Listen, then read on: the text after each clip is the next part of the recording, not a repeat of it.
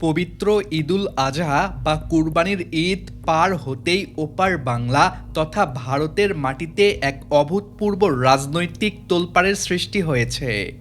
যে শুভেন্দু অধিকারী এবং বিজেপি নেতারা এতদিন ধরে কঠোর আইন ও প্রশাসনের ভয় দেখিয়ে কুরবানির উপর নানা নিষেধাজ্ঞা জারি করে আসছিলেন, আজ খোদ হিন্দুদের তীব্র ক্ষোভের মুখে তাদের সেই দম্ভ ধূলিসাৎ হয়ে গেছে। চারদিকে এখন একটাই শোরগোল, হিন্দুদের গণবিক্ষোভে চরম কোণঠাসা শুভেন্দু অধিকারী। যে চালটি বিজেপি মুসলিম সমাজকে কোণঠাসা করার জন্য চেলেছিল, সেই চালটি এখন উল্টো ঘুরে গিয়ে খোদ শুভেন্দুর রাজনৈতিক ক্যারিয়ারে এক মরণ কামড় বসিয়েছে। তিনি পদত্যাগ না করলেও খোদ নিজের ভোট ব্যাংকের এই ক্ষোভের মুখে আজ তিনি পুরোপুরি ব্যাকফুটে। বাংলাদেশের সীমানা পেরিয়ে ওপার বাংলার এই চাঞ্চল্যকর খবর এখন সামাজিক যোগাযোগ মাধ্যম থেকে শুরু করে সর্বত্র দাবানলের মতো ছড়িয়ে পড়েছে। আজকের এই ভিডিওতে আমরা আপনাদের সামনে তুলে ধরব সেই নির্মম বাস্তব সত্য।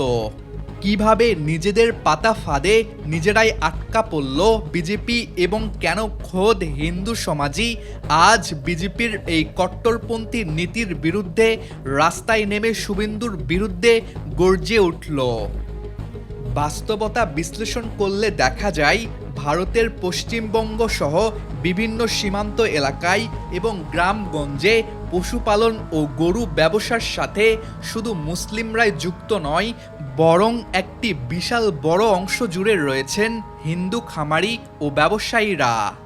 বছরের পর বছর ধরে এই সনাতন ধর্মাবলম্বী খামারিরা কুরবানি ঈদকে লক্ষ্য করে গরু ছাগল লালন পালন করেন, যাতে ঈদের হাটে ভালো দামে পশু বিক্রি করে তাদের সারা বছরের সংসার খরচ এবং ঋণের টাকা শোধ করা যায়। কিন্তু এবার শুভেন্দু অধিকারী এবং বিজেপির কট্টরপন্থী নীতির কারণে প্রশাসন যখন ড্রোনের নজরদারি, বর্ডার সিল এবং মুসলিম পাড়াগুলোতে তল্লাশি চালিয়ে কুরবানি প্রায় অসম্ভব করে তোলে, তখন হাটে গরু বিক্রি একদম বন্ধ হয়ে যায়। লাখ লাখ টাকার গরু গোয়ালেই রয়ে যায়, কোনো ক্রেতা মেলেনি। এর ফলে কোটি কোটি টাকার চরম অর্থনৈতিক ক্ষতির মুখে পড়েন খোদ হিন্দু খামারিরা। তাদের পেটে লাথি মারার পর তারা বুঝতে পারেন যে ধর্মের নামে বিজেপি যে রাজনীতি করছে, তার আসল বলি হচ্ছেন সাধারণ গরিব হিন্দু ব্যবসায়ীরা।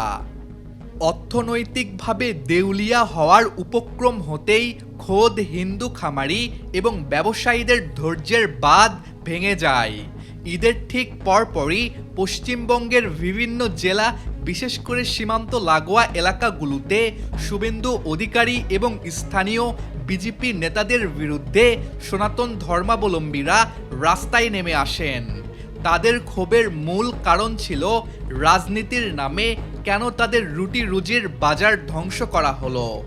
আন্দোলনকারীরা পরিষ্কার জানিয়ে দেন, যে নেতা সাধারণ মানুষের পেটের ভাতের অধিকার কেড়ে নেয়, ধর্মের দোহাই দিয়ে ব্যবসা বাণিজ্য বন্ধ করে দেয়, এই বাংলায় তার স্থান নেই।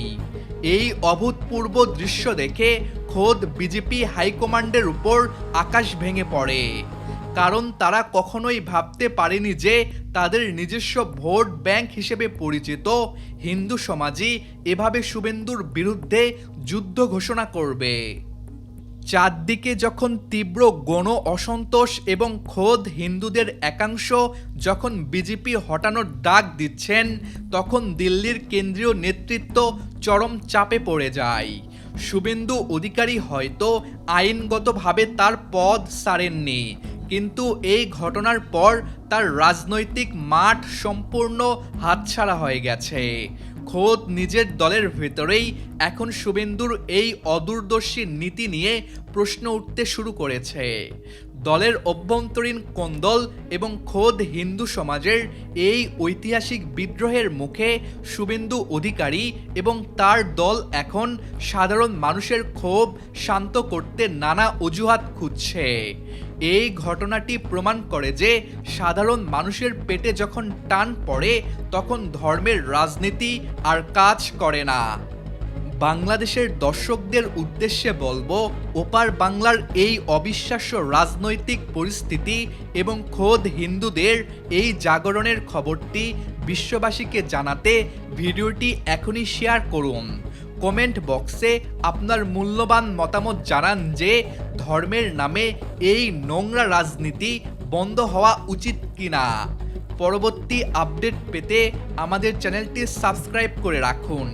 দেখা হবে পরবর্তী কোনো ভিডিওতে।